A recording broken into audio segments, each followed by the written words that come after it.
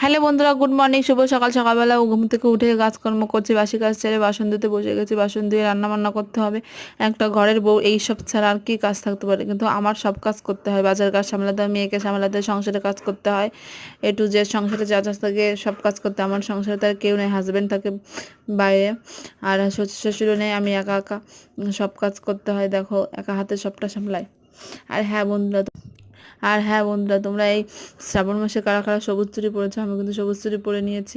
হাতে নেই, এই ভিডিওটার হাতে নেই সবুজ চুড়ি, কিন্তু আমি অলরেডি সবুজ চুড়ি পরে নিয়েছি। সবুজ চুড়ি পরলে কী হয় বলো তো? শ্রাবণ মাসে সবুজ চুড়ি এই শ্রাবণ মাসে পরলে স্বামীর মঙ্গল হয়, ভালো হয়।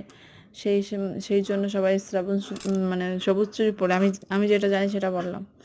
আমি তো পরে নিয়েছি, তোমরাও যারা যারা পড়েনি তারা পরে নাও। ভালো লাগলে ভিডিওটা লাইক কমেন্ট শেয়ার করো। Bye bye.